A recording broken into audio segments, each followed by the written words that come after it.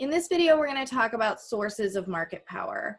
And I'm just going to give you a few examples, but it is important for you to recognize that firms can have market power for lots of different reasons. So the first thing that probably comes to your mind is exclusive control over inputs.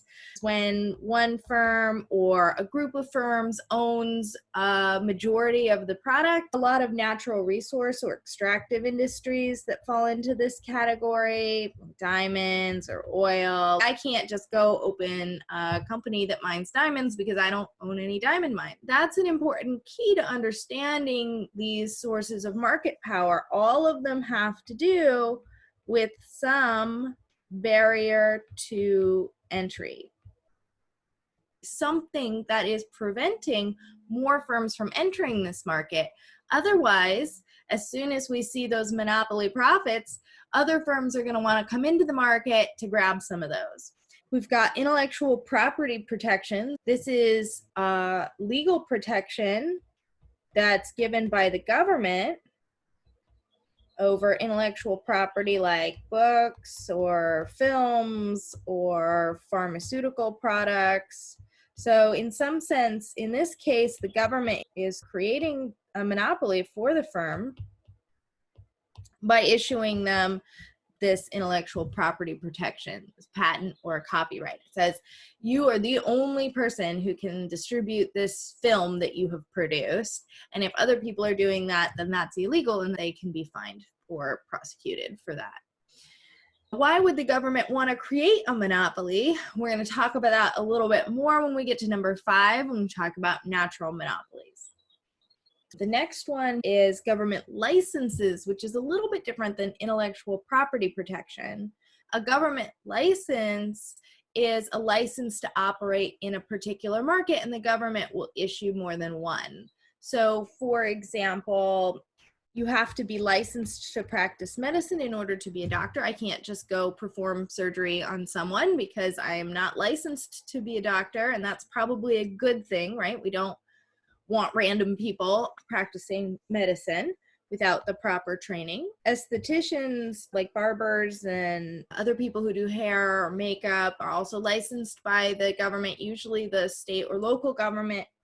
An old example was taxi cabs. This was our classic example before Lyft and Uber came and broke the monopoly down, but you had to have a license in order to drive a cab. So why would the government in this case decide to give firms market power, to restrict entry into the market? Here the argument is consumer safety, right? So that's clear in the case of doctors, that when I go to the doctor, I don't want to have to worry about checking all their credentials. I want to be able to trust that they have been certified to practice medicine and that they will be competent in that practice. It's a little bit less clear, right, how that argument plays out for, say, taxis or for people who cut hair. And so restricting entry into those markets, I think, has a much weaker argument. And so what we've seen over the last decade is the breakdown of at least one of those monopolies, and would guess that at some point the market for cutting hair will also become more competitive.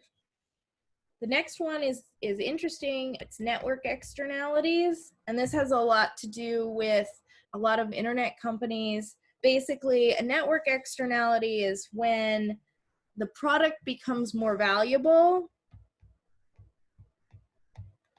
to consumers